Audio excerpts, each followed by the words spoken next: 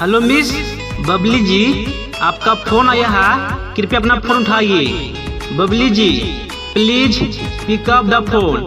आपका फोन की घंटी बहुत ही देर से बज रहा है। बबली जी कृपया अपना फोन उठाइए।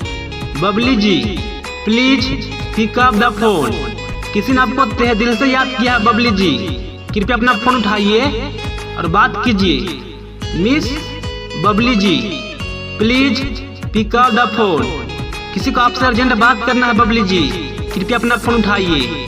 Miss Babli ji please pick up the phone. Please pick up the phone.